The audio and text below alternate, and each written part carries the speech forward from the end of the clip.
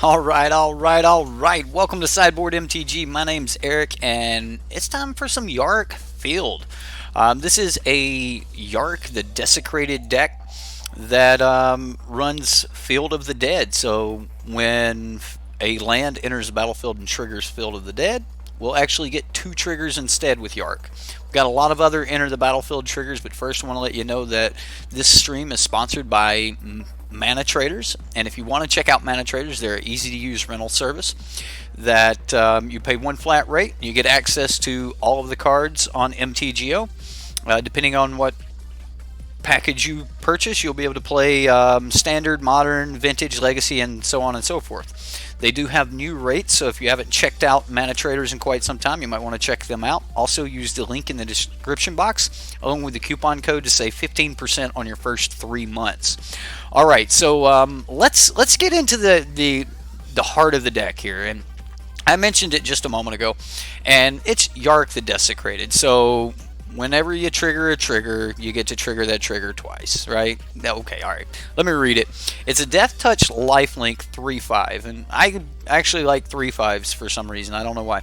But for 2 generic and Sultai colors, 1 black, 1 green, 1 blue, you'll get this Death Touch lifelink Elemental Horror. And if a permanent entering the battlefield causes a triggered ability of a permanent you control to trigger, that ability triggers an additional time. So if a permanent enters the battlefield and you get a trigger, you get an extra trigger. So that's kind of the backbone to Yarok here in a nutshell. So if we have Yarok and we play cards like Elvish Rejuvenator, we're actually going to get 2 lands. We're going 10 deep. Good chance at actually finding Field of the Dead there. We've got Risen Reef, which everyone knows that this card can just go absolutely bonkers. The deck's also running a Boreal Grazer. We see a lot of a Boreal Grazer in the Scapeshift decks and the Field of the Dead decks. When you're needing to get multiple lands on the battlefield, a Boreal Grazer is absolutely terrific.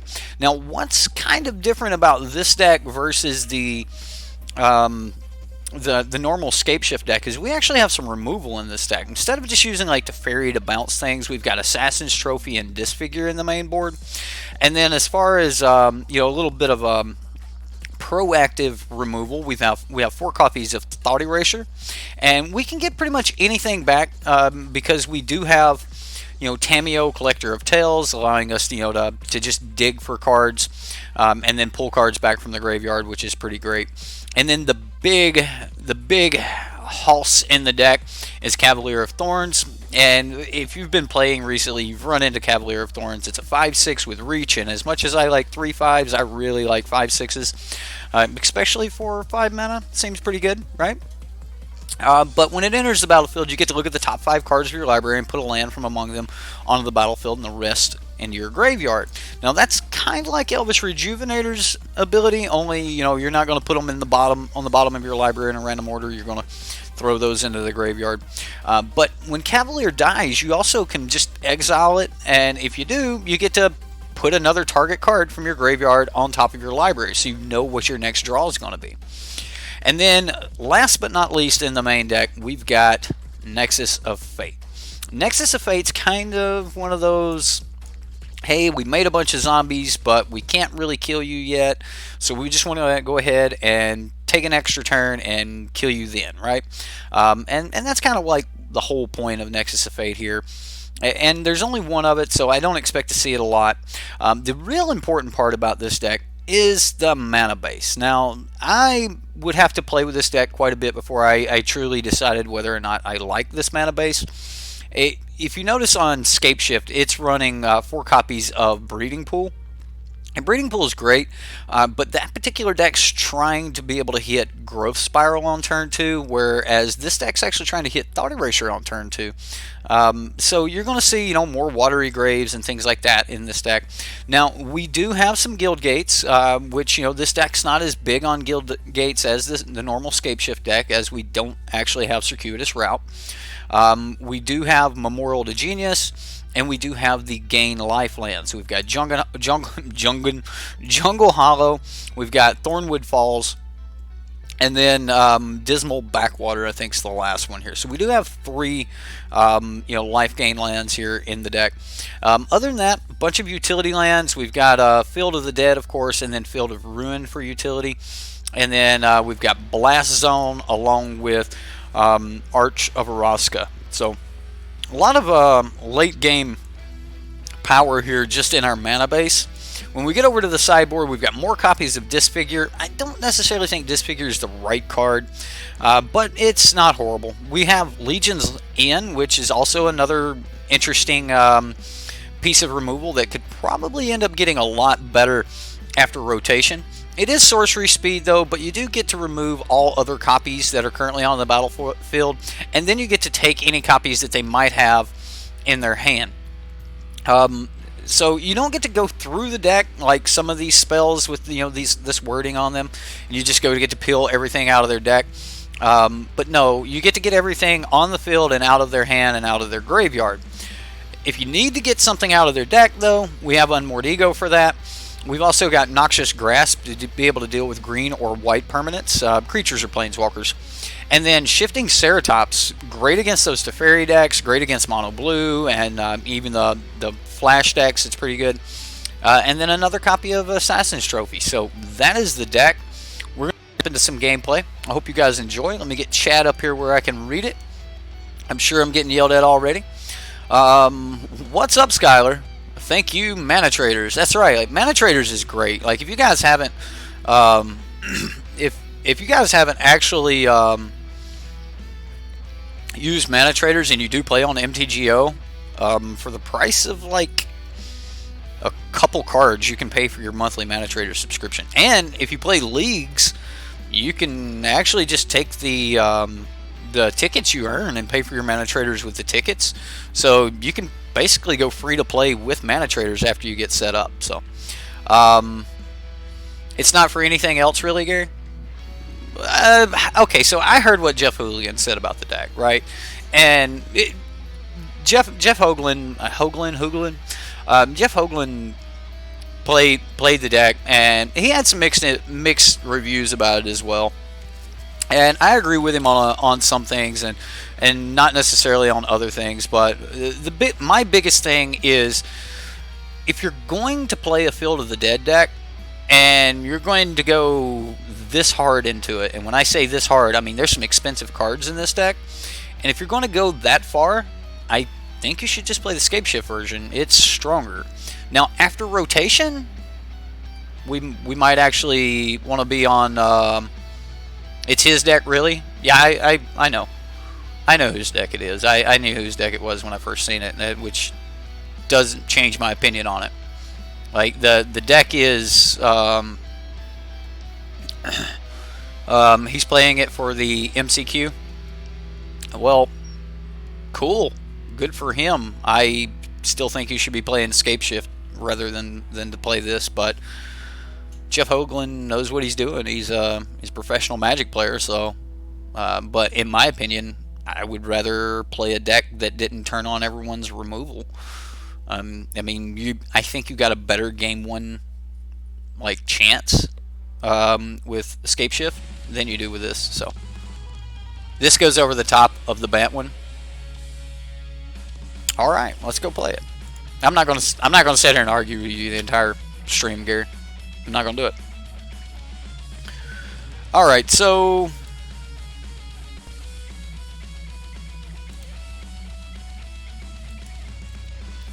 like I spent most of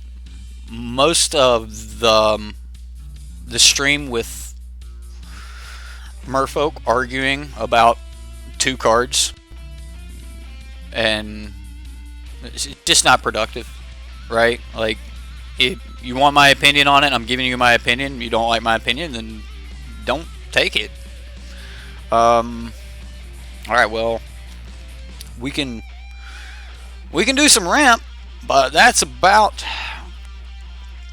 all we can do here. It's probably not that bad though. I would have liked to have had anything else other than 5 land, but I don't think a mulligan's going to do us any good. It's just going to be a really questionable keep. I am going to keep it though. So we'll go Breeding Pool and Temple of Malady, my lady. and then that'll give us scry. We'll get rid of anything that's not a land. So breeding pool, yes, pay for it. A boreal grazer. We will allow the ability. Temple. Oh goodness. We're gonna put that on the bottom, and I have got to change from Albion to default. All right. Where's my magic? All right. We'll just use the keyboard. Keyboard's okay. You've been playing it and watched all of his games playing it on YouTube. It's very strong. I don't doubt that the deck's strong. I just don't think that it's the best version of Field of the Dead that we can be playing. Again, that's my opinion. You know, I may be entitled. Oh man, I may be entitled here a little bit, but I think that I'm allowed my opinion, and I have personally played a lot of the Scape Shift deck, and think that being able to create a ton of zombies by like turn 4 or 5 is just stronger. I could have blocked that. See, I'm sitting here arguing over what's going on here, and meanwhile, it wouldn't matter if I mean I would have saved the life, but meanwhile I'm making punt after punt. Alright, well, let's do our Elvish Rejuvenator first so that we can have more information about which land to play. Because we do have a couple copies of some of these. Alright, so a temple. Get a scry. Do we need Hinterland Harbor? No. We'll put that on the bottom. I think I can just play Watery Grave tapped because we have 3 green, right? So Watery Grave tap, pass the turn, and go. Skylar, thank you very much, man. I appreciate the thumbs up there on the Albion content. I'm glad that you liked it. I hope that more people actually like the Albion content. I'm going to try to go through all of the weapons, so hopefully it'll be pretty sweet and people will like it. It looks like he's drawing. He's casting just so that he can draw. Looks like he's hurt on land a little bit.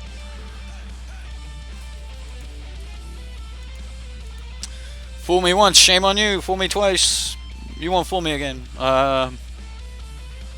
You don't think it's arguing? So debating would be the other option. That if it's not arguing, it's debating. And debating, you normally bring up multiple topics, or you change your idea or whatever in a debate. You come at it with from multiple sides. But when we're just saying the same thing back and forth, you refuse to believe me, I refuse to believe you, then at that point we're pretty much arguing. I mean, that's pretty much arguing. I'm going to cast Cavalier of Thorns here while he's tapped out. And if we do hit an untapped blue source here, we'll be able to play the Overgrown Tombs untapped. And, alright, we're not going to get an untapped version. And we already have a Temple of Mystery down. So I'm going to take the Dismal Backwater.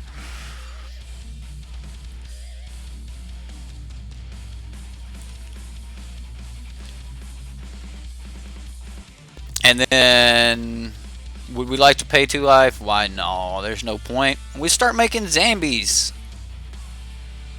Can't really profitably attack here, so it's zombie time. You also like the Growth Spiral version? Understood. You wish you had better interwebs to play with us? What, like on Albion?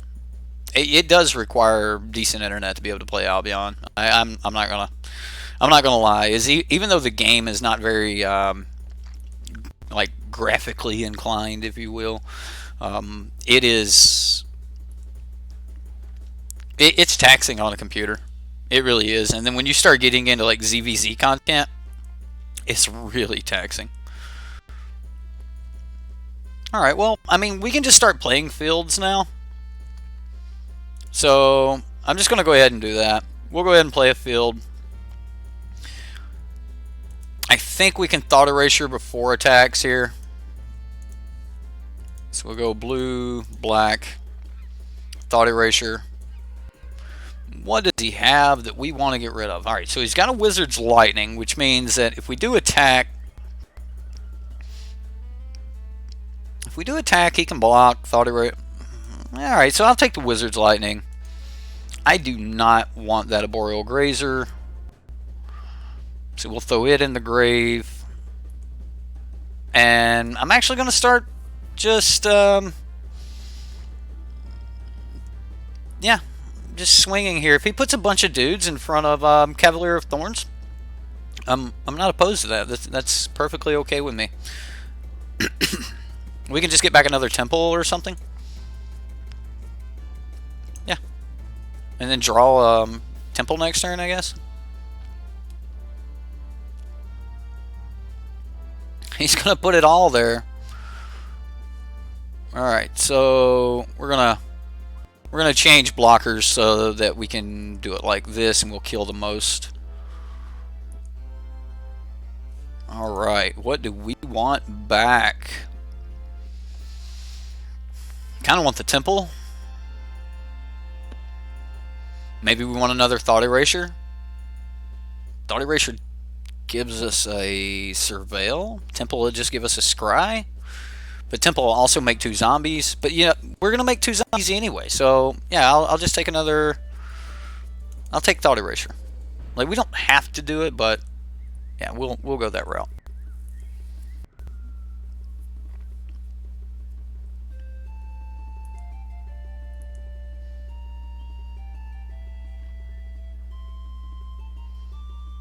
Alright, so he revealed Shock.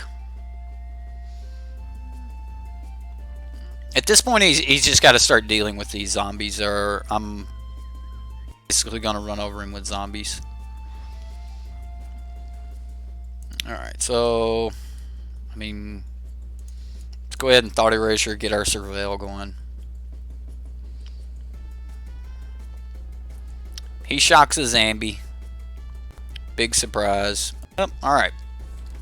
Yarok, that's what we're looking for. That's what we're looking for. Sadly here though, if I play this land, I'm only going to get 2 zombies. If I wait till next turn, play Yarok, then play the land, I get even more zombies.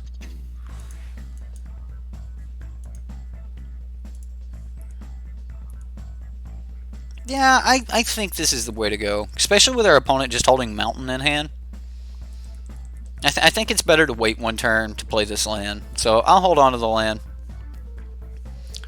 Yeah, that's fine. I'm okay with sacrificing zombies into the swing just to get 2 points of damage in. We're gonna make a ton of zombies.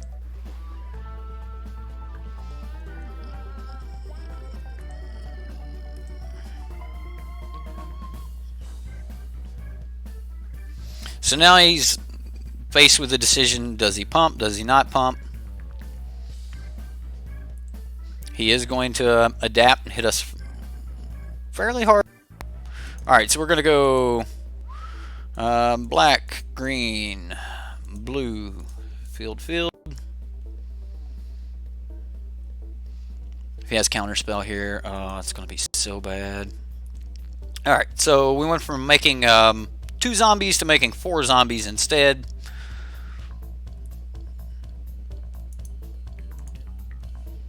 If we attack with just this zombie, we don't get any damage in this turn, so I guess I wait.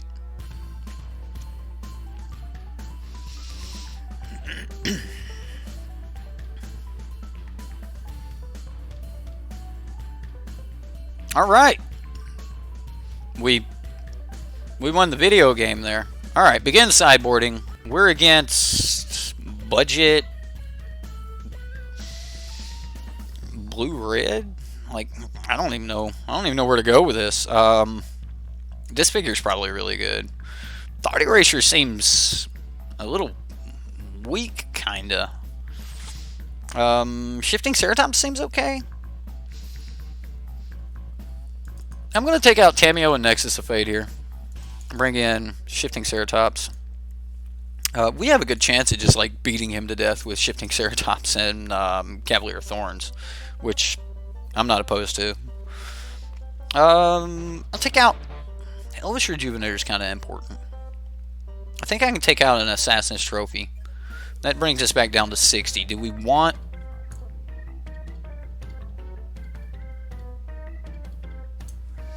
I think I'd take out Disfigure and Assassin's Trophy for Legion's End.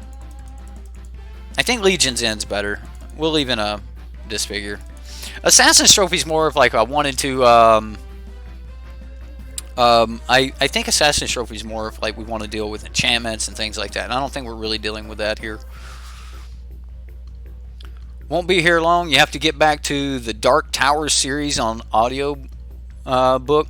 But you saw Yarok and had to stop in and hey y'all, and Yarok is the best. Okay.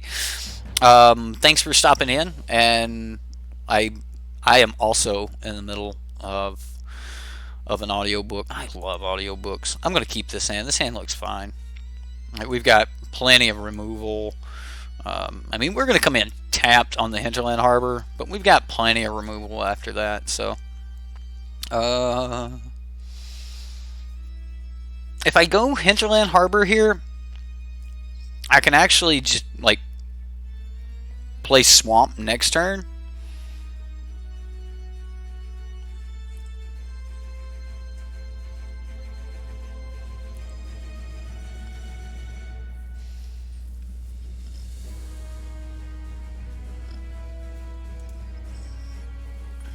Now this is sorcery speed. If I want to use it, I do have to act at sorcery speed.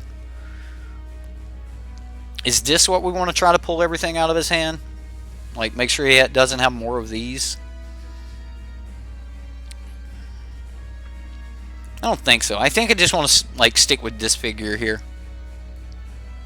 I should have Agent of Treachery in the deck. It's possible.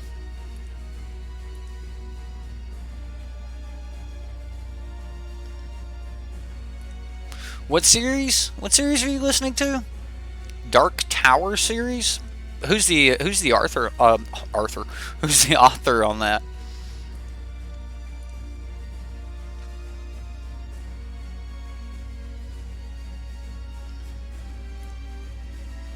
I'll disfigure this, and then if he wants to try to like counter or something, he can. No counter. Alright, well, we're going to pay 2 life and see if we can get this Risen Reef down.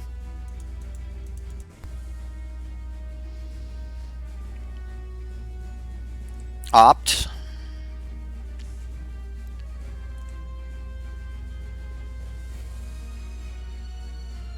I'm at full HP still.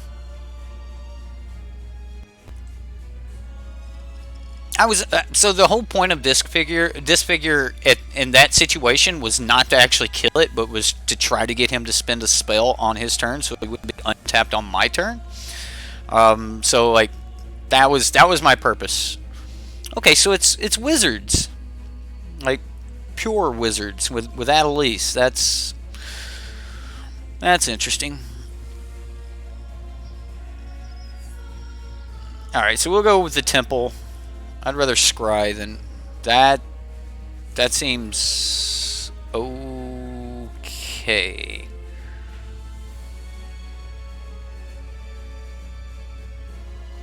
Yeah, I feel bad that I can't kill Adelice now.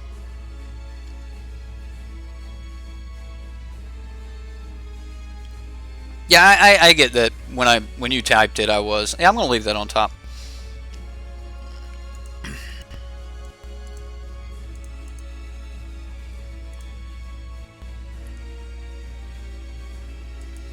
This way we just draw it.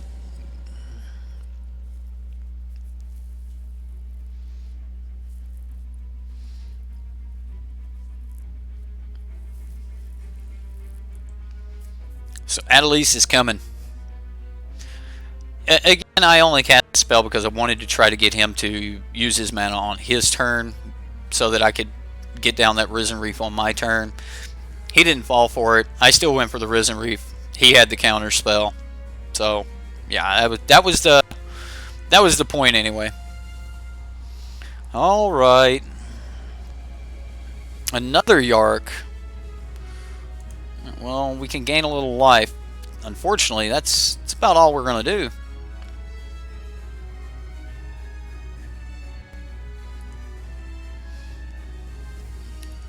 Opt. Seems like Opt would be a better combat trick with Adelise.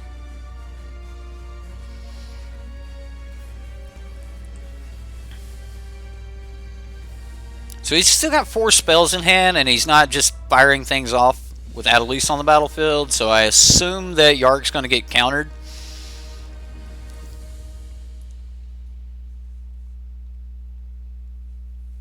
Maybe we should go for a Yarok.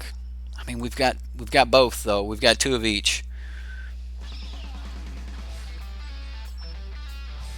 Which one do we want more? I guess Cavalier.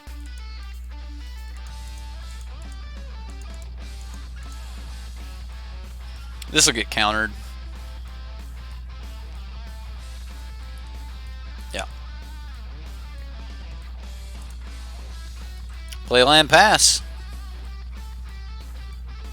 Yeah, that's what I was thinking. We need to drop this now. Luckily, Terramander's not a wizard, so it's not going to get the extra buffs from Adelise, but she's pretty dangerous. He is down to 2 cards in hand though.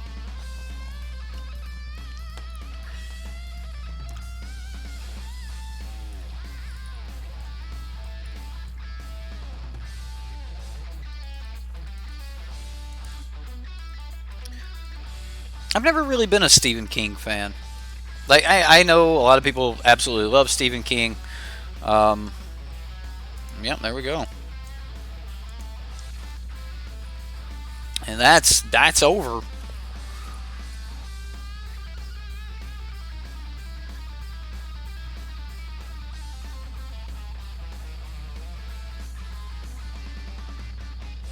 Just don't watch the movies. They don't come close.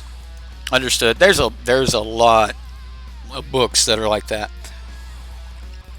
Like, I was a huge fan of Aragon, and it didn't come close either. Alright, so he's got a lot of flyers. I think if I just deal with the few creatures that he has, I think I'll be alright. I don't think I need Thought Erasure for that. I just think I want all of the disfigures. Let's go with the Assassin's Trophy as well. Yeah, I've actually only read a few Stephen King books. And then I've, of course, watched a ton of the movies that have come out over the years. But I've always heard the movies just don't do it justice. So, yeah, that's... Ooh, wow. This could be bad, but we could have Legion's End up by turn 2. We really need to be able to hit a land, though. Like, we're going to be out of mana on turn 2. Like, we'll be able to ramp into 2 mana on turn 1, but if we don't hit another land off the top, we're in a little bit of trouble.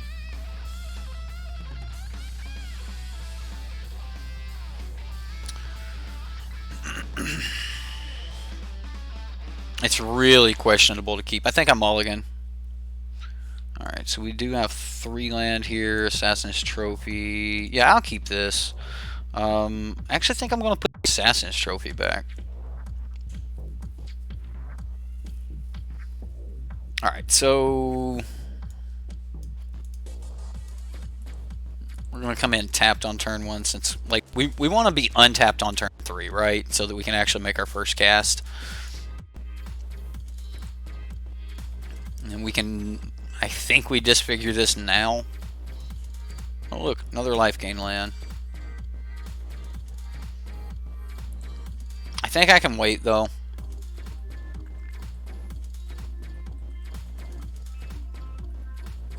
So he's just got to chart a course. Okay. I don't want him to get full value out of that chart a course. He went back to his main. Like, he went to move to combat. So I killed it.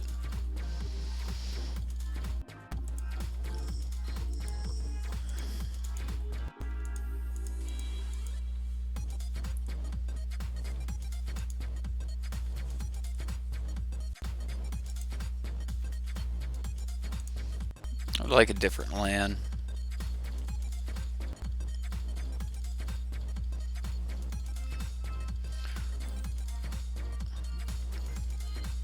The man in black fled across the desert, and the gunslinger followed.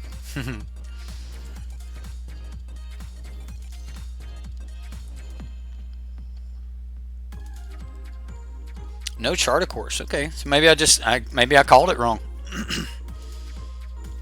Does he just like slap the essence scatter on me here? Probably. So I can play the Drowned Catacombs, untap, and go for the Yarok. If he's got essence scatter, I guess we go for it though, right?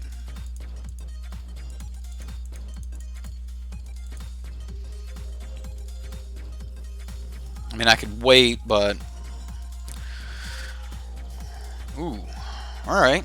He allowed that? I guess I probably need to quit trying to guess what this opponent has.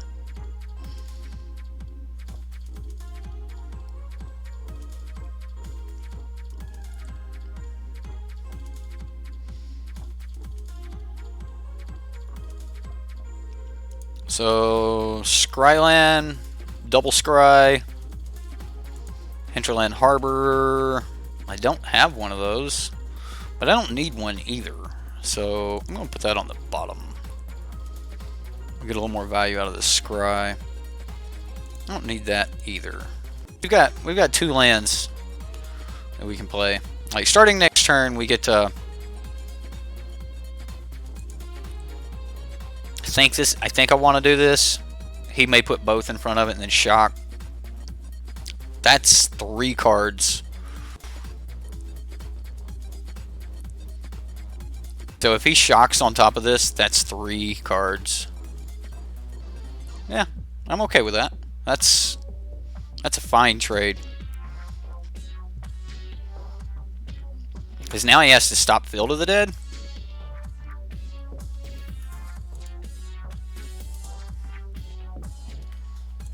Alright, so the reason I played Field of the Dead before Risen Reef is because if Risen Reef hits a land, we'll actually get the value out of it. If Risen Reef hits. I expect Risen Reef to hit because I don't expect him to... Okay. Yeah, that'll be fine. That'll be good for next turn. What's going on, Agent Thomas? How you doing, sir? So, if he can't stop Cavalier of Thorns, he's probably in trouble. He's got 0 cards in hand. He's in trouble.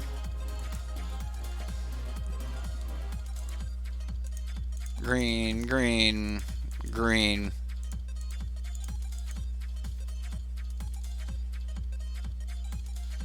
I'll take another Field of the Dead. And he's going to scoop it up. Alright. Again, you're pretty much waiting to like turn 5 or 6 in this deck before you're actually starting to hit your Field of the Deads. And then you're just doing this long attrition game where, you know, every land's going to equal something for you. You can do that with Scapeshift, only Scapeshift has the chance at just going crazy. Absolutely. I've played a half a dozen Mardu Hero decks. Madness here is really big on Mardu Hero, and he's presented his deck a few times. I would absolutely love to see your Naya Hero Feather list, though. So if you want to post that over on the Sideboard MTG subreddit, that would be awesome. But I'm highly interested in that deck, Agent Thomas. All right, we're gonna jump back into another game here. Again, I just think that Scapeshift's faster, just so much faster than this deck. And with Teferi, ooh, Yes, it's definitely a grindier deck. I have no disagreement there. Much grindier deck. All right, well, I don't have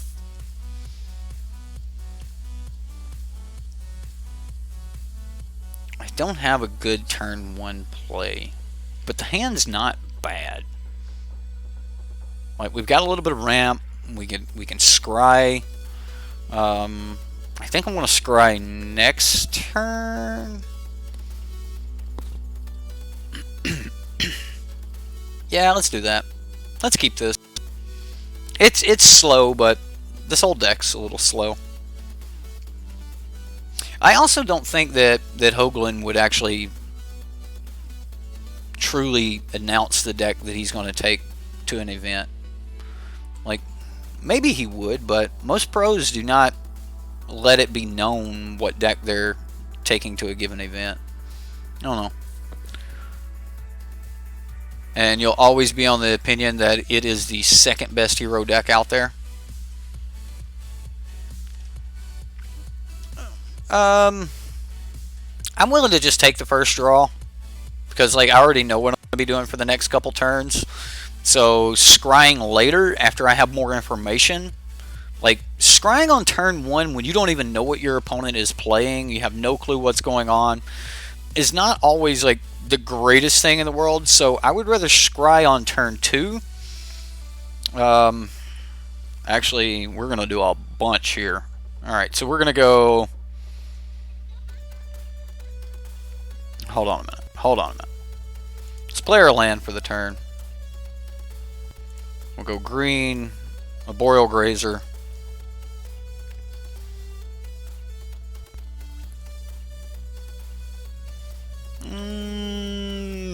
Blast Zone.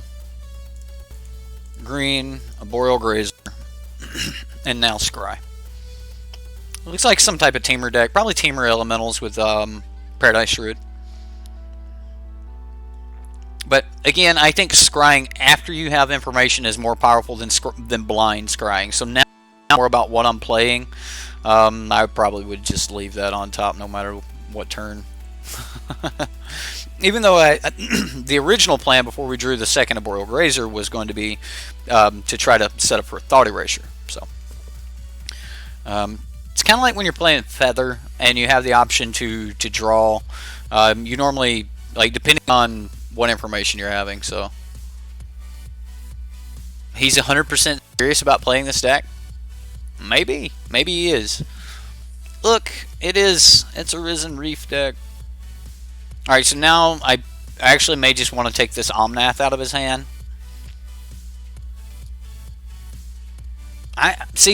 I'm mixed about all multicolored spells paired with all these colorless lands.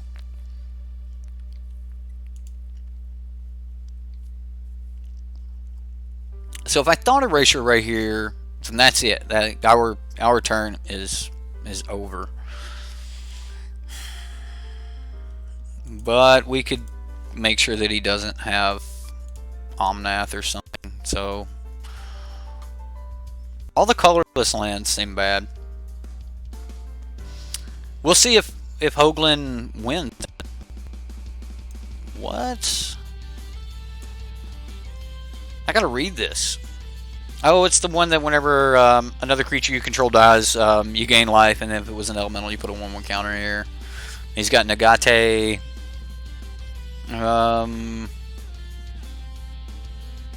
This won't get as big as this, so I'm gonna take that. I don't think we need this either, so I'm gonna put it in the graveyard.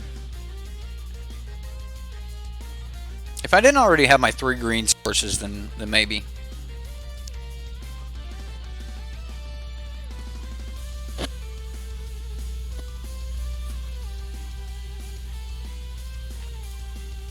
So he played Forest. So, alright, so we know what he drew.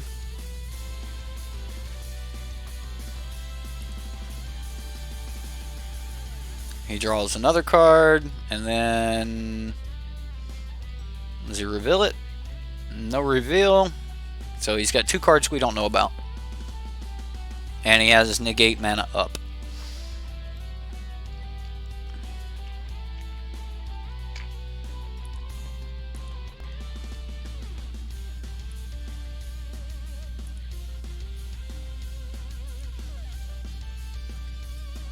Hey, Memorial's fine.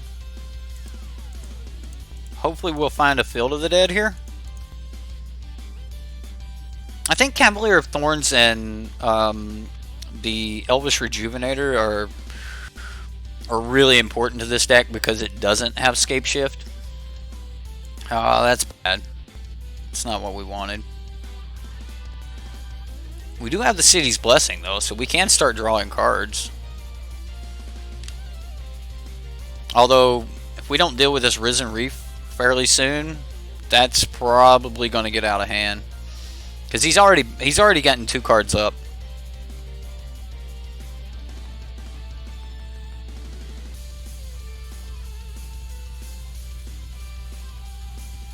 Salt? I'm not salty about the deck. I just don't think it's as good as Scape Shift. I mean, I just took Scape Shift to Mythic, like rank 200 and something. I don't think that the Scape Shift deck's bad at all. I also think it's probably the best deck in the format, to the point where people had to start playing other decks that competed against it better. Like, it's a really good deck.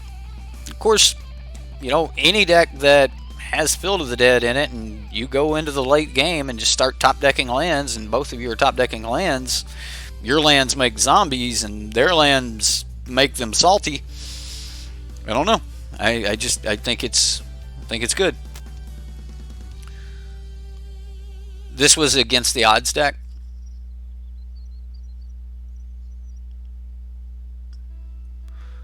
You like the blue Cavalier and anything with Risen Reef? Oh, because you can go in and you can set up, like you can put things back, and then you can set up your triggers and stuff. Like, see, that sounds really good, because you can say, all right, I want to stack the Risen Reef, then stack the Cavalier. You let the Cavalier resolve, and then let's see, he played his Breeding Pool. He played his Sneak. So then you put things back, and then you get those triggers with Risen Reef. That seems good. Vamps is the best deck in the format? No. Vamps is just fast enough to beat Scape Shift. It's not the best deck in the format. It had a good week, but it's not the best deck.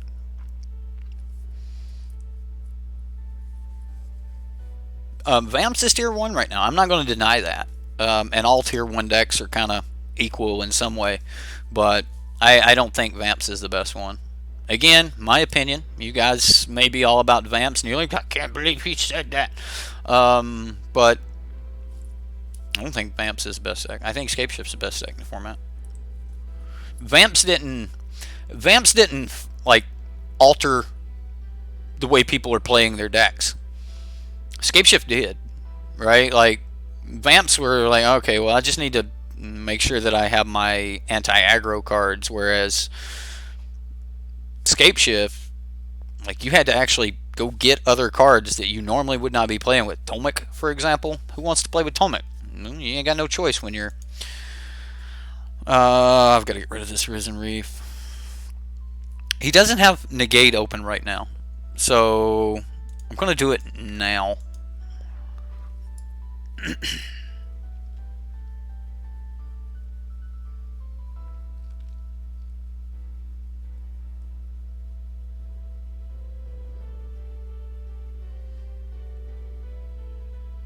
And then at the end of this turn, I'm going to start putting counters on Blast Zone.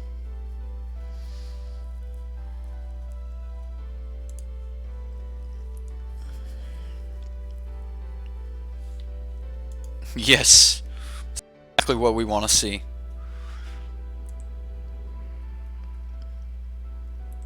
Yeah, so we'll just hold off this turn.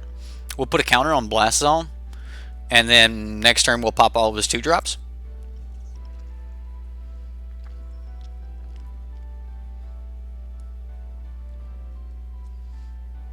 Maybe he'll keep playing 2-drops. Nope, that's 3-drop. At least without the Risen Reef, he's not getting the extra cards and abilities. Sultai Reanimator is the best deck in the format. Get out of here. Now you're trying to make me salty. Yeah, come on, keep playing the 2-drops. All the 2-drops. I mean, we can take one hit. That's fine.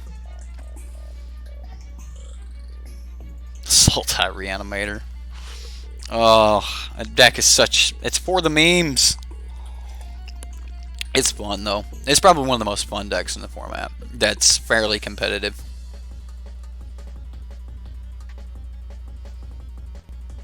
He's bringing the heat.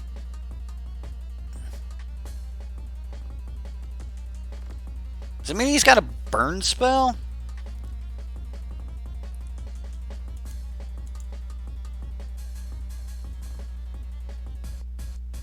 Five, 6, 7, 8. Don't want to go to 11 here.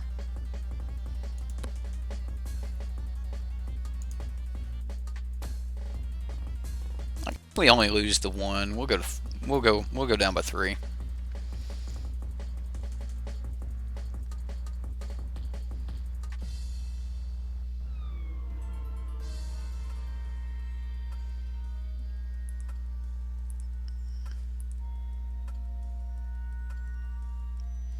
Come on, play another 2-drop. You know you wanna.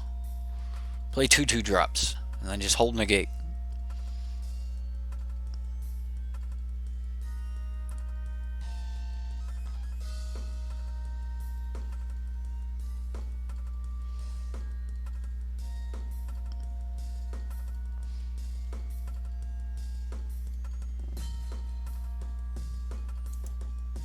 He's actually going to cast something. Is this the lightning strike I was expecting? Shock.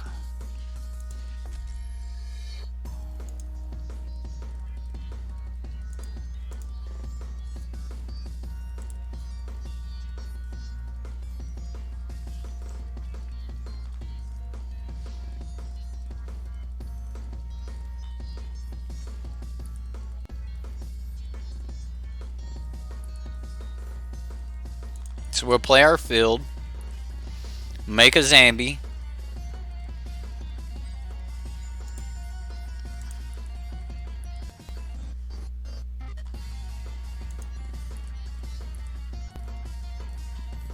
swing.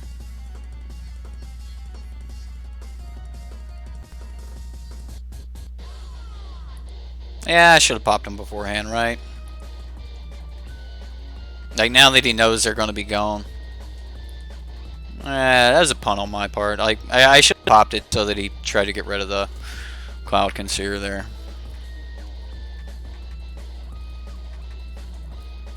So he's got negate and one other card in hand.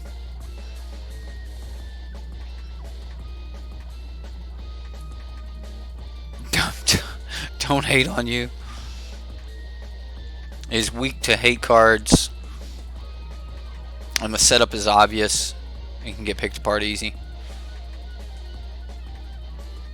Have a great night, Dragon Lord. See you, buddy.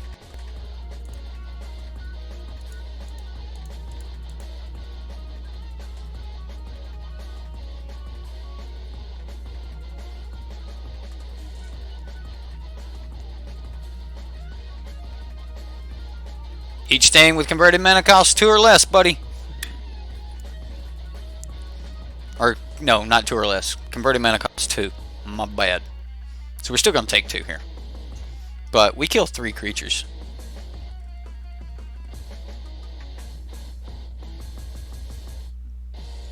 Enjoy your Stephen King novel, sir. Many do. Many do. Ooh. Ooh, Yarok. Yeah, sure.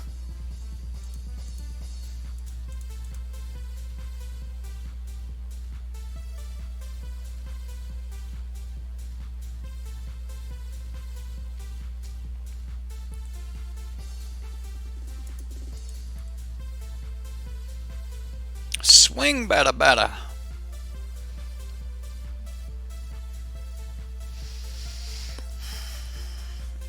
Gary, by no means do I want, like, it.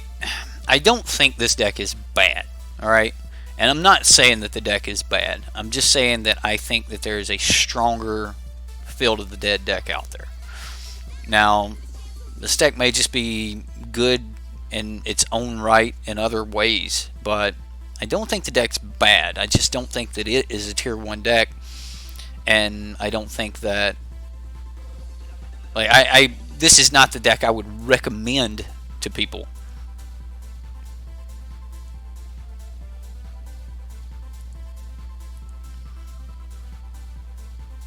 It might be the best Elementals deck.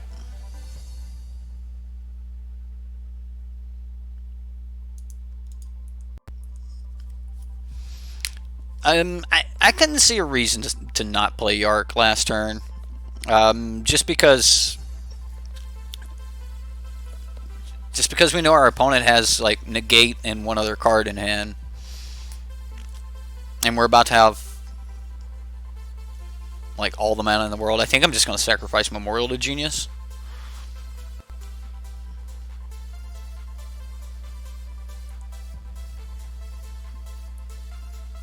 Because I'll get 2 cards with that.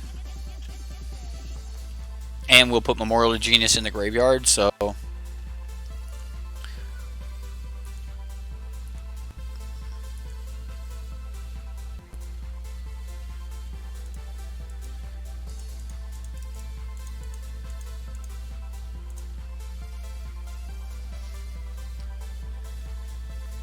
that all looks great.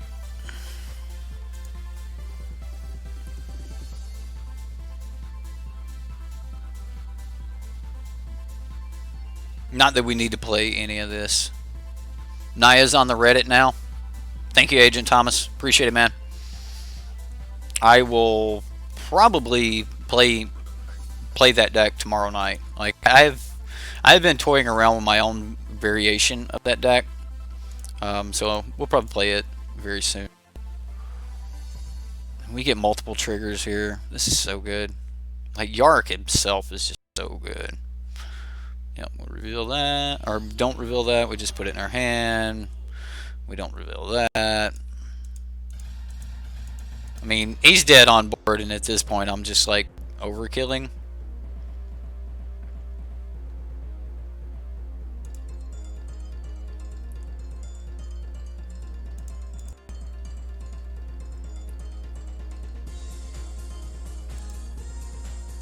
Yeah, now we get to go crazy after we already had him dead. Like, this was necessary.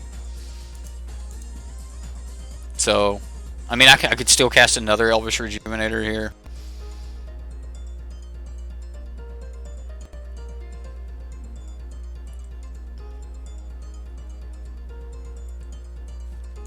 Yeah, if I tweak it, I'll tweak it on stream and, like, you know, give my opinion of the deck on stream. Alright, so against other Elementals decks,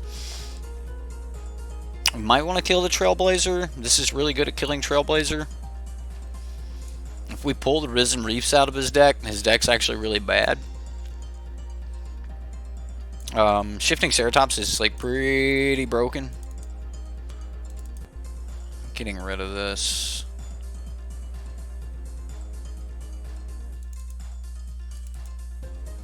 I know a Boreal Grazer was pretty good. I don't know. He's got all the flyers. Maybe we want a Boreal Grazer. But if you can kill the creatures, you're normally alright. He does have all the enter the battlefield triggers. He does have a lot of 2-drops. But the important cards are not 2-drops. So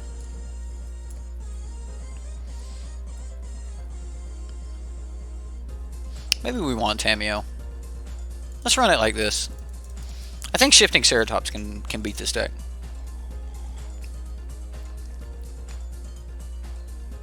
Maybe we can put our heads together and build a monster Naya hero deck. Well, I tell you, man, after playing Jeskai Binder, I think it was Adam's deck, After playing his deck, man, that I'm I'm a little on the fence about like building hero. How how good is how good was that just got hero deck with like just nothing but a bunch of creatures in it that would trigger hero? Like if they spent removal on the hero, then they didn't have removal for all the other creatures. And from what I understand, your version of the deck is a Naya Feather version of the deck, so you probably don't have a lot of creatures.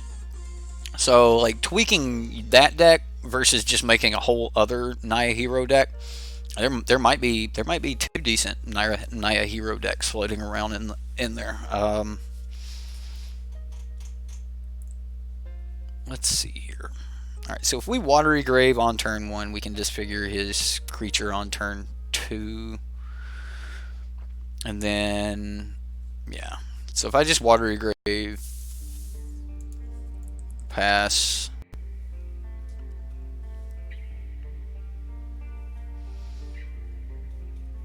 You're right, Grazer is good, but I also think Grazer is really good in matchups where you want to be really fast, and I don't plan on being... Oh, man, out of all the turn 2 plays, Paradise Druid, you got me, opponent, you got me. Alright, so let's Thought Erasure.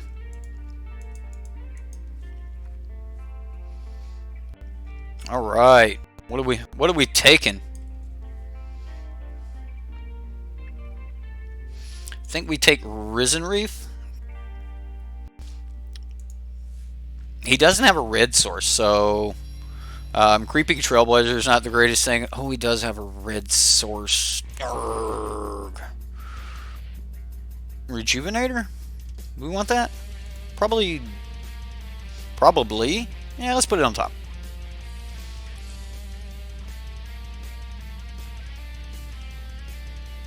So if he does play Creeping Trailblazer next turn, we can disfigure it.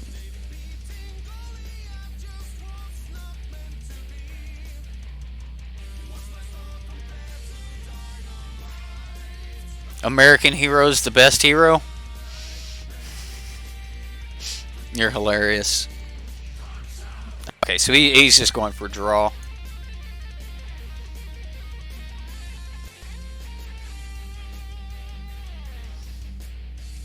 I think I'm supposed to go for ramp here.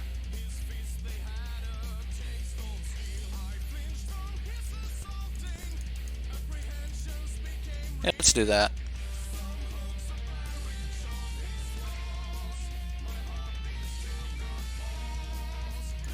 I'll take a Field of the Dead. At least we already have one Field of the Dead. So now we just want to start making our way to 7 different named lands. Although with Elvish Rejuvenator, I might would take a second Field of the Dead as long as my life total isn't being pressured a lot. I mean, we can't stop the Cloud Conceer from hitting us. Okay. Is that disfigurable?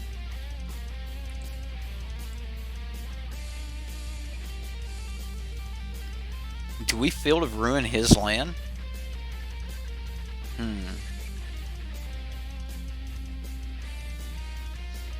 Don't think we do this turn.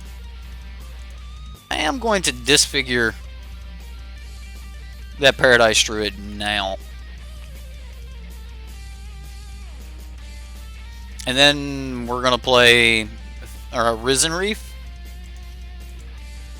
and set up for another Risen Reef next turn.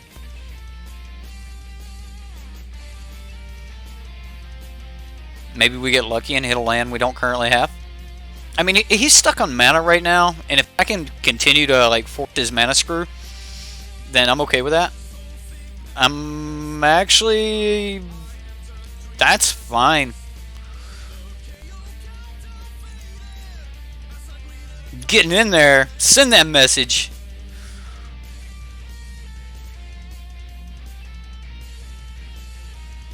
So we just want to keep him off... Oh, there's a red source.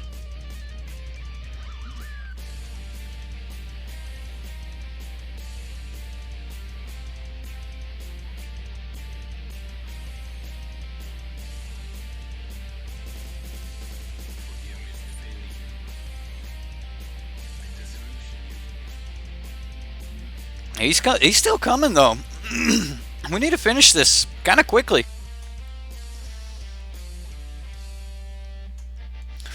That's very interesting. There's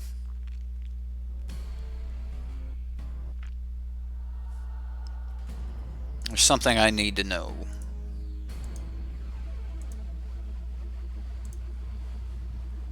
I need to know if he has a mountain in his deck.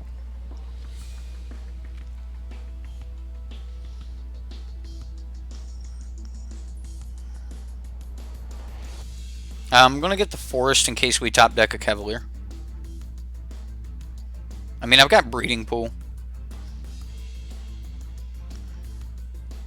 He had a mountain.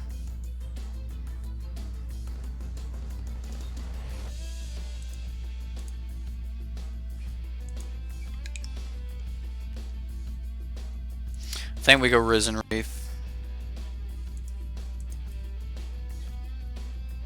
We get 2 triggers here.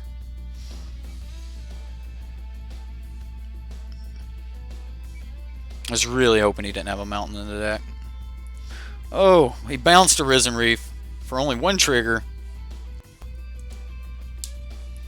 Alright, well, we have pretty much lost this game.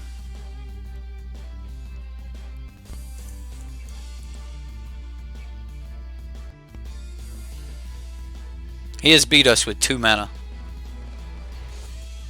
Yeah, we still don't have a zombie, right? Like, it's turn 6 and we still haven't made a zombie. So many triggers next turn? How do you figure? We're dead, dude. We're dead. How do you... We're at 4.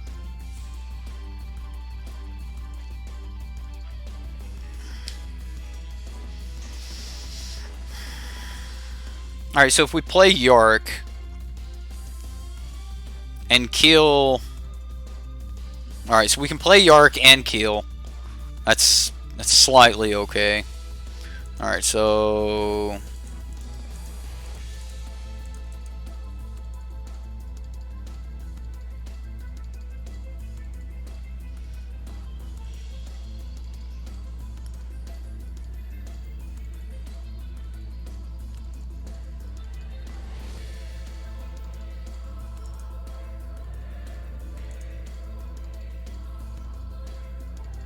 I punted a turn badly. Okay, well, where was the punt? Like, I'm not disagreeing that I probably punted, but I don't know exactly where it's at. And I'm going to do this before he gets to untap so he doesn't have negate. If he spell pierces this, I'm going to feel bad. So we go to 1 here.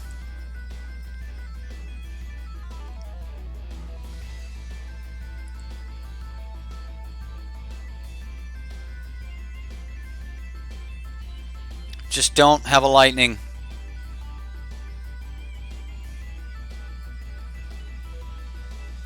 I punted a turn back. Like, what should I have done? He had it.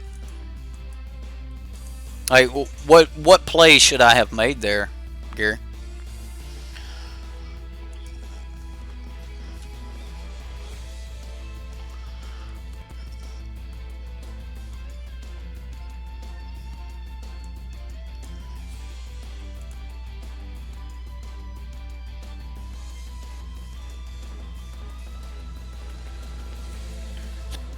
I fielded instead of playing Yarok, I could have had 2 triggers from Risen Reef. No, I would have got 0 triggers from Risen Reef because he would have bounced the Risen Reef the same way he did.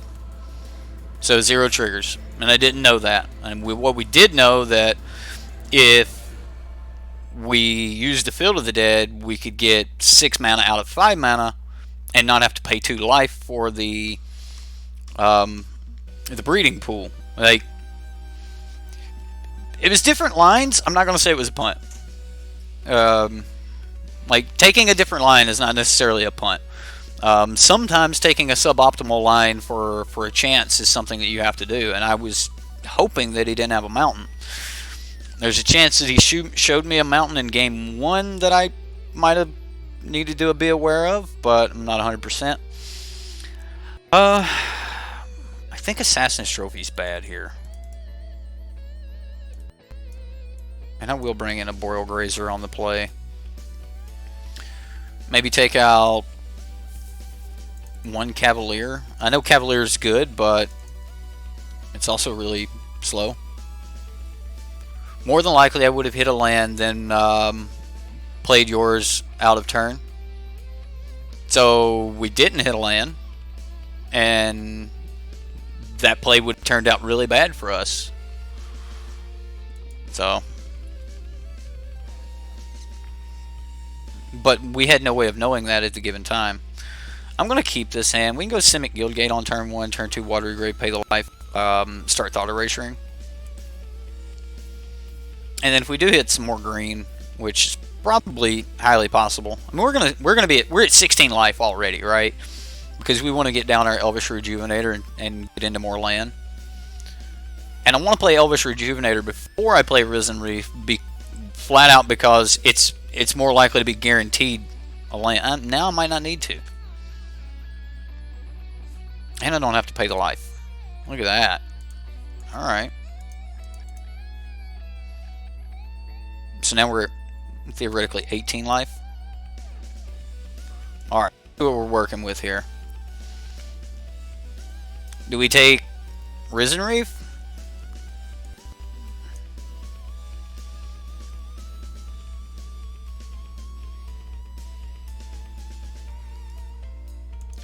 Yeah, I'll take the Risen Reef.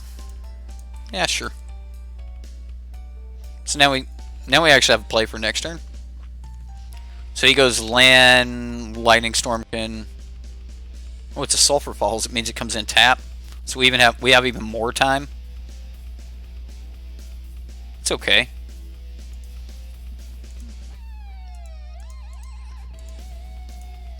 I just want to rip his creatures out of his hand.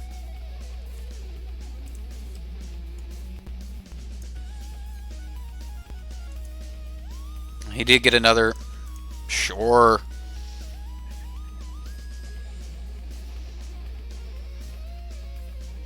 He's going to hate us. So he plays, hopefully he just plays his Sulphur Falls, which is a tap land. Still doesn't have a creature to play. And now we'll try to rip the last creature out of his hand.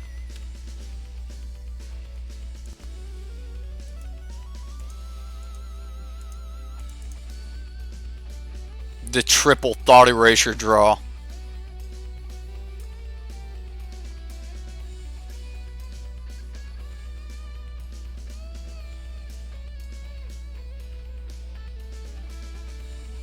He's gonna lightning strike me. Okay.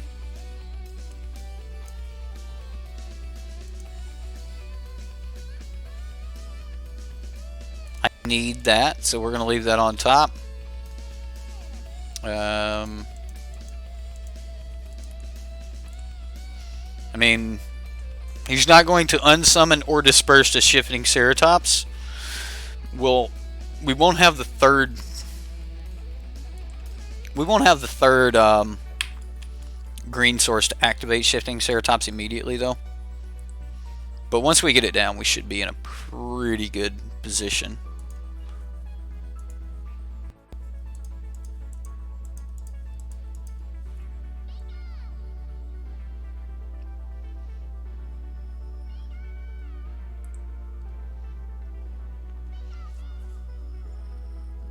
He should play his forest here unless he draws another land.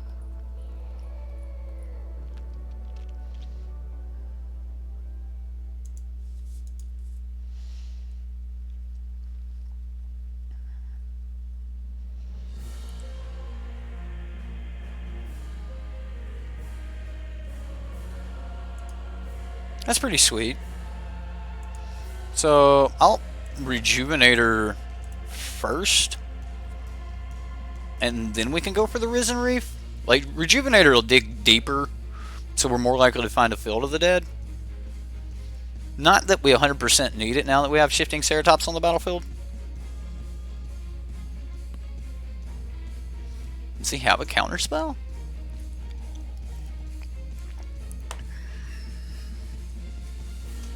Sure.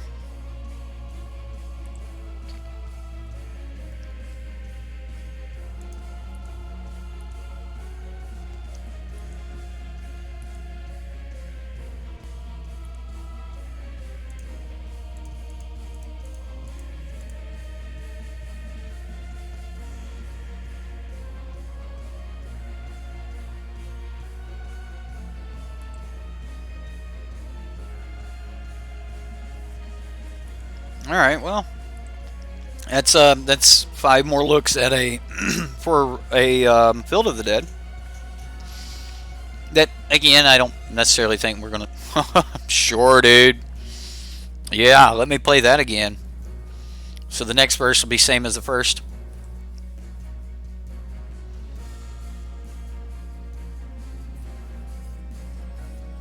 At the LS, what?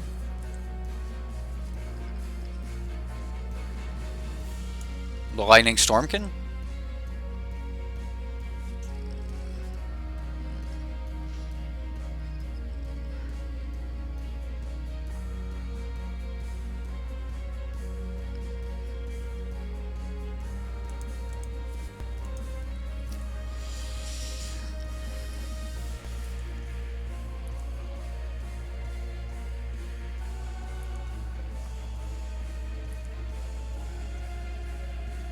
There's a Field of the Dead.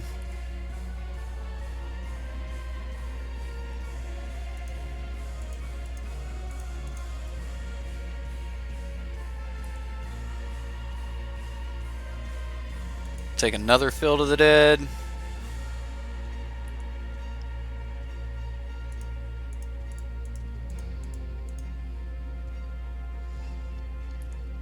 Probably another Field of the Dead here.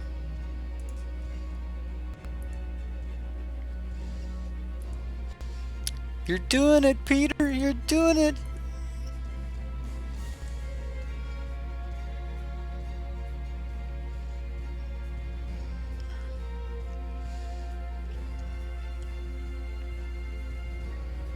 Oh, when he lightning striked me, right? Like that was what I was going to take. I wasn't taking a lightning strike. Get out of here with that. All right, so he's in some major trouble here.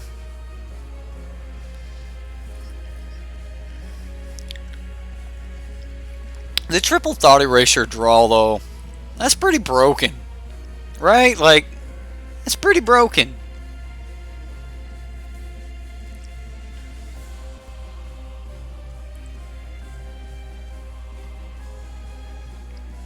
That's right. You show me who's boss. You get in there for 2.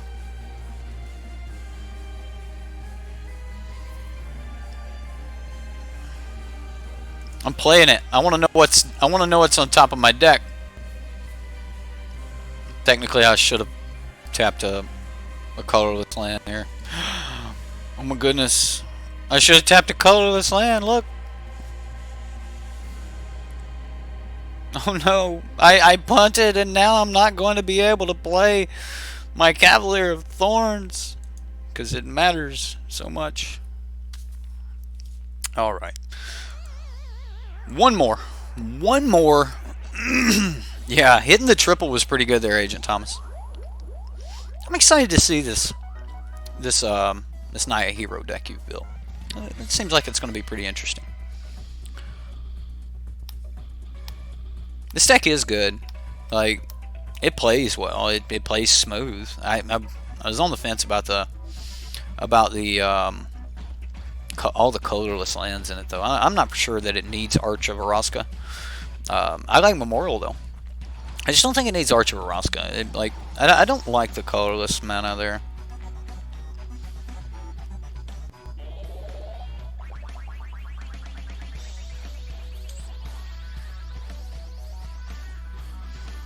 And I still am a firm believer that the Scapeshift version is better. Ooh, at least we could cast it, right? Not keeping this hand. I'll keep this one, though, and we'll get rid of a Cavalier. And then we can go from here. So we can get into the breeding pool on 1. That's a mountain.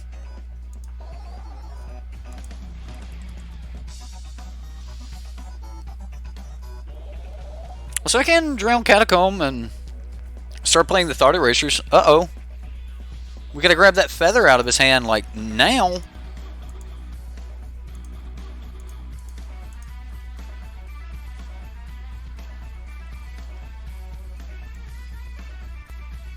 Oh, it's not feather. It's... That's gonna hurt. I'll take the Tajik. We'll put that on top. because that feels great. Now we're just one green source away from actually getting to our Cavalier. Yeah, come on, Captain. Come on, Captain Storm. Alright, so he played... We might be better off to... Yeah. I think we're Assassin's Trophying this.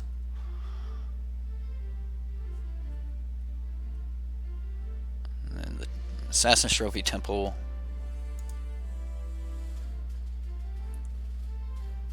Tamio?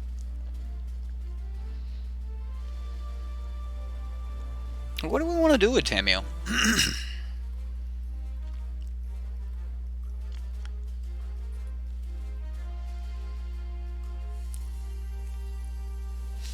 Do we want Tamio? I just want to land, don't I? I mean, what are we going to do next turn? We're going to play an Elvish Rejuvenator and go get the land that we're looking for, and then play a tap land, and then we're going to be able to play Yarok or Cavalier of Thorns on curve. Yay, on curve. I don't think I need Tamio. There's probably some world where I do want Tamio, but I don't think this is it. We'll stop before combat and shoot his Captain Lannery Storm.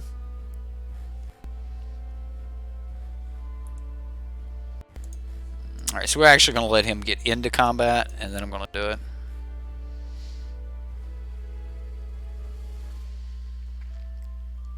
He does get to go get a land here. I mean, he's ramping quicker than we are.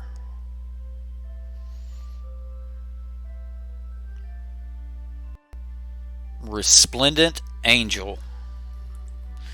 Well, that's just resplendent. Alright, so... Need to find a green source. Here we go. Let's go, green source. Let's go.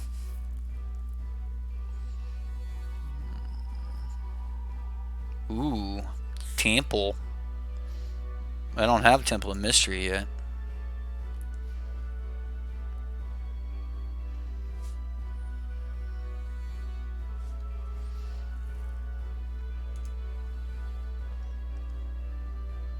Yeah, we want that, because that allows us to hit our land drop next turn. Like, he can double Deafening Clarion?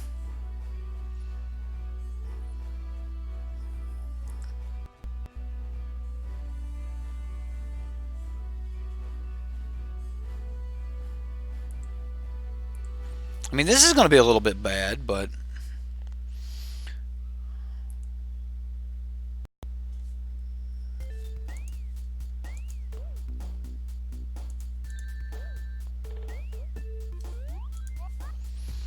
What do we get the most out of? I have to put down the blocker here, though.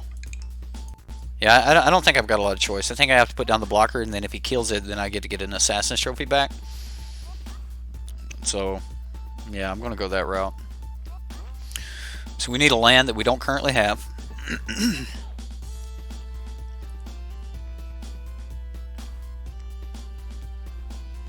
Blast Zone seems okay. Sure.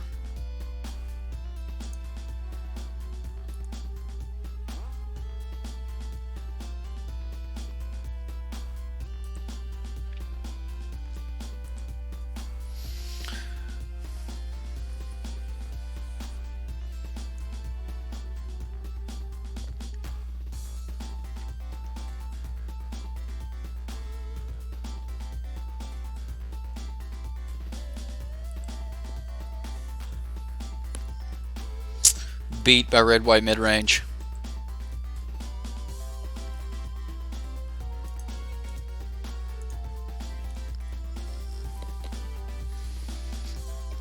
I don't want to get into a late game stall. I want to create 40 zombies on turn 5 and win the game. Like, I get it though. Arch is okay for late game stall. You must be like way behind. Like, you probably need to hit live to catch up there, Gary. Cameo's bad here. Nexus is bad. I can't believe Hoagland's going to play this deck.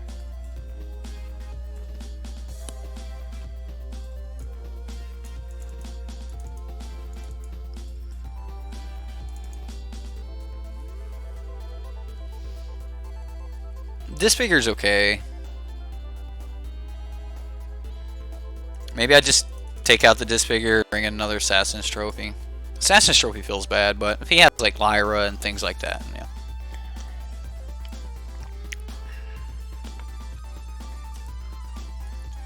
This deck's slow. This deck is real slow. Do I think Field of the Dead is still a deck?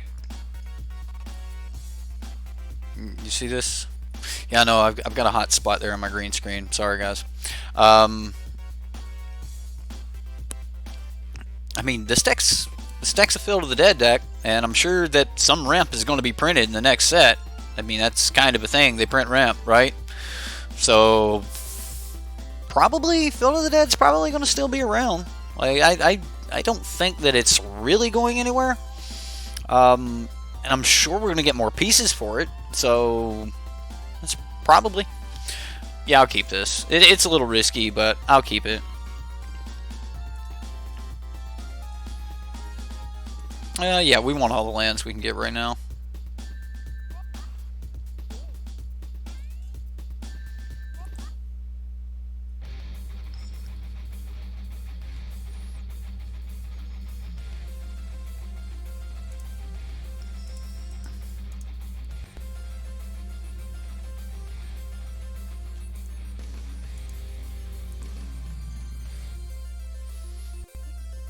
Yeah, there's probably an argument to sequence my lands a different way.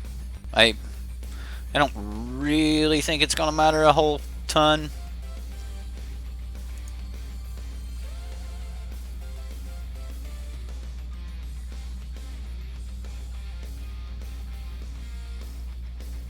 Look at the colorless lands. This Blast Zone, like, it's so hard to argue against Blast Zone though.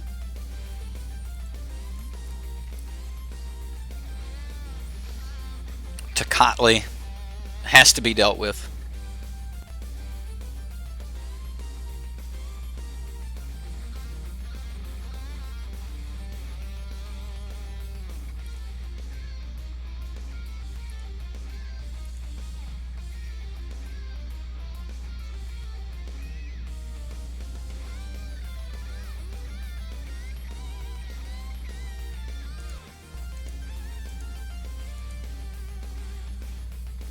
Get rid of Tajik.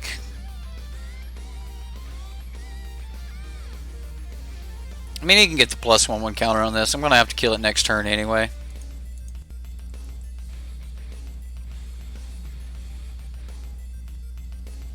Breeding Pool. I will say yes to Breeding Pool.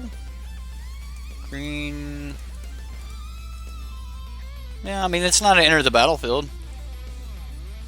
And the Death Touch lifelink means he can't swing with Tocatli, so we got a little bit more time. We're still looking for that third green source anyway, so we can take. What's up, James?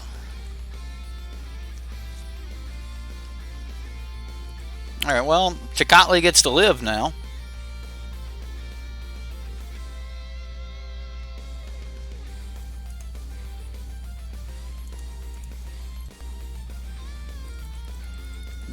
Throw it on the battlefield as a blocker. We don't have a land to benefit from the enter the battlefield trigger anyway.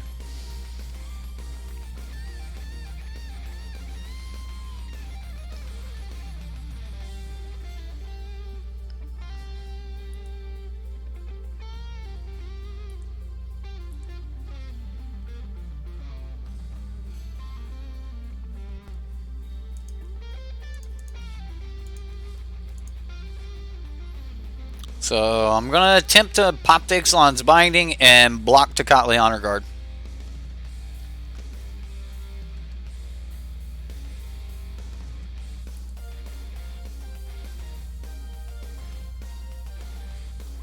And then I'll block with an Arboreal Grazer on the Captain Lantern Storm to see if we can make him use his treasure.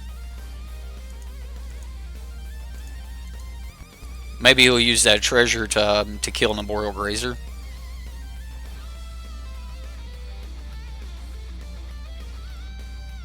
I was probably going to use the Assassin's Trophy on the Ixalan's Binding anyway, now that we have the Blast Zone that we could tick up to 2 and get rid of his Takali Honor Guard with that.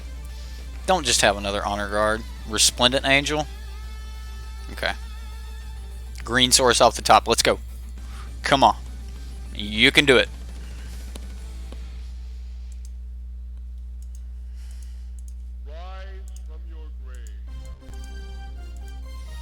Here we go. If we were ever going to do big, bad, mean things, this is it.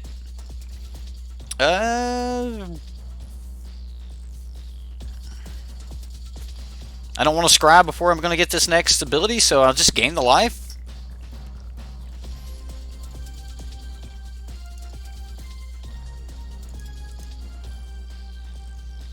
Make some Zambos.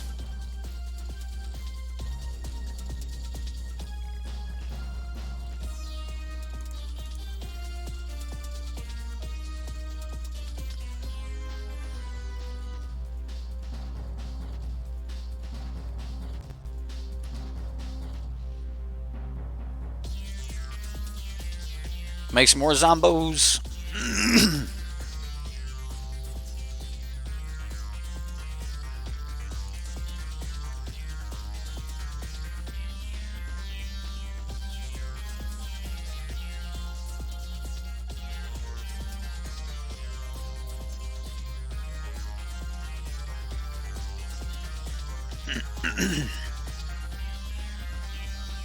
So now he needs like double Deafening Clarion.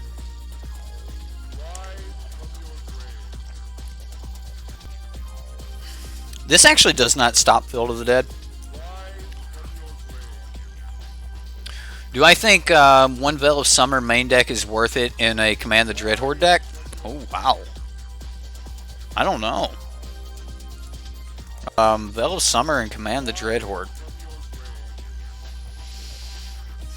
In the main board?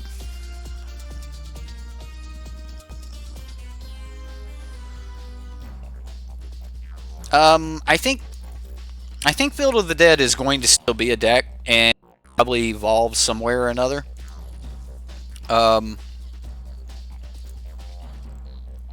It could be like Gates could be the way to go. I think the Gates deck is going to be a lot stronger than people give it credit for after rotation, because all the parts are there. It doesn't need anything else, and a card like Field of the Dead could be exactly what Gates is looking for. So.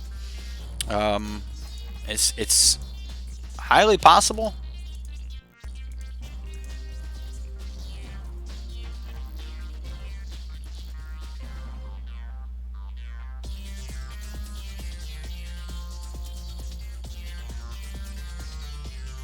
I mean, it's not the greatest thing in the world to get to scry right before we're gonna dig 5 cards deep again, but what even is our opponent trying to play here? It's a Resplendent Angel deck. It's red-white mid-range. You got Tajik and those kind of cards here.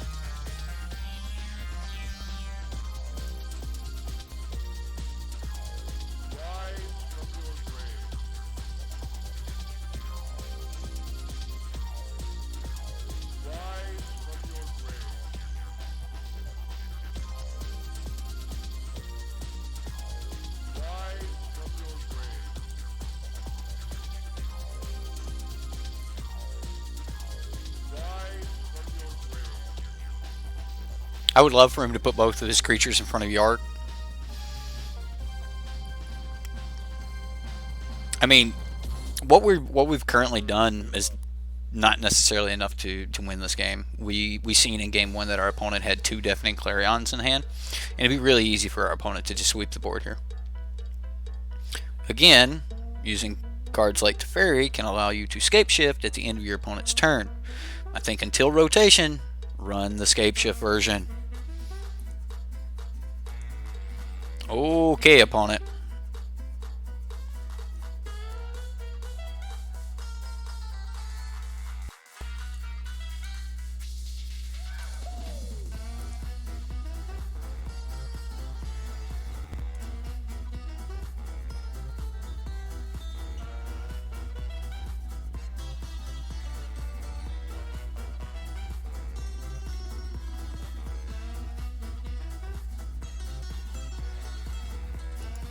I'm just gonna take an Assassin's Trophy. I could have got the other Field of the Dead.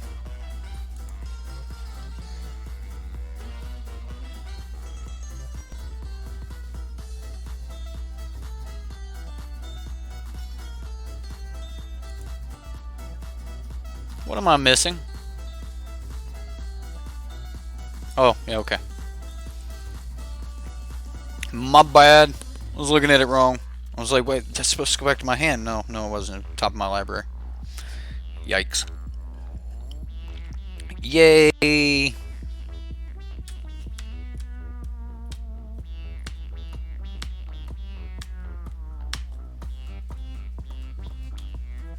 It has been a while since you guys have heard this song, hasn't it?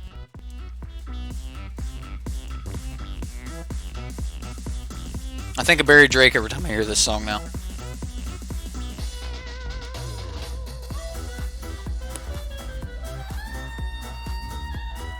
I'm not gonna make any changes. Just gonna ship it back. Your thinking on the Veil is it works like a one-time 3-mana Teferi or a Blossoming Defense, along with other niche cases.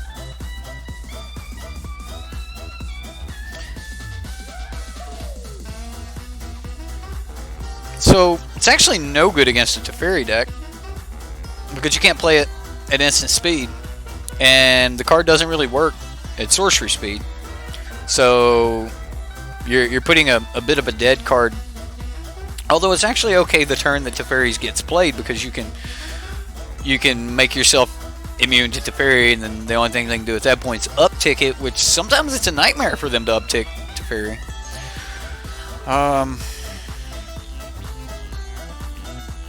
Hand feels bad. Feels real bad.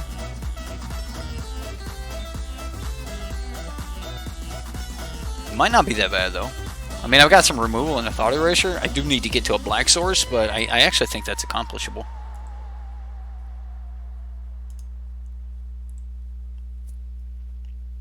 Hand's definitely going to be slow.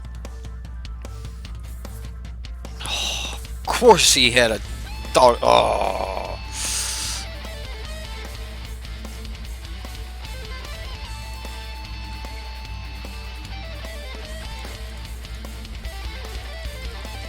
So now my hand's trash. Like, the whole point was to be able to get this, like, double Field of the Dead this turn. We was going to play Hinterland Harbor, double Field of the Dead, and then go from double Field of the Dead to into a Elvish Rejuvenator. After him having this card on turn 2, I kept a horrible hand. This is on me for keeping this hand. I think the hand would have worked out versus pretty much anything else, but and it's still not just over. It's just not as good as it could have been.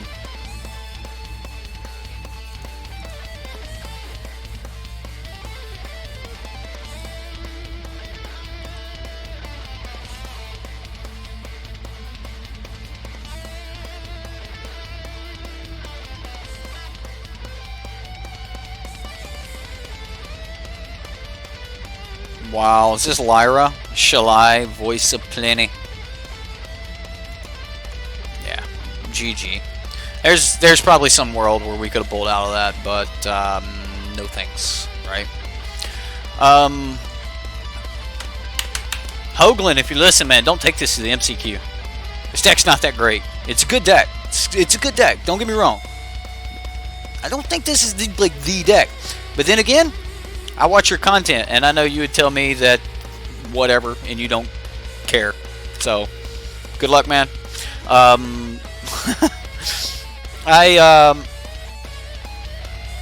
hope you win, Hoagland. If you're watching, I hope you just murder them and prove me wrong. But I think Scapeshift's a better deck until rotation. After rotation, some variation of what you got going on here is probably amazing. James Carr says, also you're thinking about opponent may have brought in Blood Sun too. There's a chance. Blood Sun's actually really good against us. I just don't think anybody's actually playing it. I have seen a couple of the Boros Feather lists that actually have Blood Sun in the sideboard, which is kind of funny. But yeah, I think I like Tomic better in the Boros Feather list, but I can see where Blood Sun would be decent.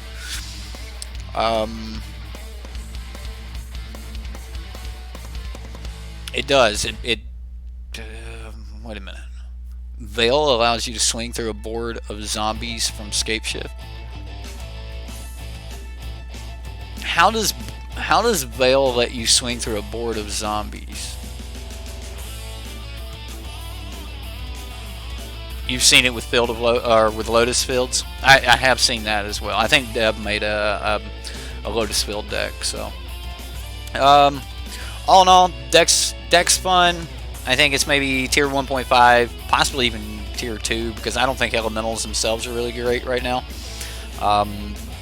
Due to Vampires being a really good deck, there's a lot of people that are just running sweepers, and then so you kind of need to go all in at one shot.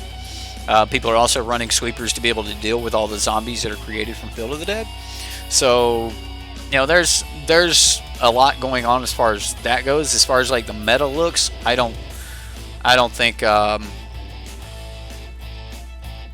no protection from blue black. I thought it was hexproof from blue black, but yeah, I thought it was hexproof from blue black, but I could be wrong. Maybe it's no. Madness says it's not, so it's probably not. I tend to just quit arguing with Madness when it's about grammar or the wording of a card. I don't know. Anyway, the deck's sweet. I think it's going to be a lot better come rotation. I mean, it's going to lose a couple parts, but I'm sure it's going to pick up some parts as well. So, if you already have the Field Yarok deck, then by all means play it. It's a decent deck. You're going to be able to crush some FNMs with it. Probably even do good at your championships and stuff. So yeah, have some fun with it. It is a fun deck, and if you don't like playing the top tier decks, then this is definitely a decent deck to be on. So yeah. All right, well, guys, I hope you all enjoyed both my streams today. We got the Albion stream out, and then we had this Yarok Field stream. Tomorrow we've got Naya Hero coming up. Should be a jank deck. We should have some fun with that. Probably going to play that over on Arena, but you know, I do have to. I have to get back to playing some MTGO from time to time. Here lately, we went hardcore onto Arena, and yeah, I want to stay spread out on that because Arena's cool and all, but it's just a grind. I'm such a complainer. I sit here and complain about everything, right? Jeez. Thomas, thank you for posting your Naya deck. Gary, thank you for bearing with me on this. It was a fun deck, and I did have a lot of fun playing it. So that's going to do it for me, though. I had fun. I hope you had fun. We'll see you next time here on Sideboard MTG.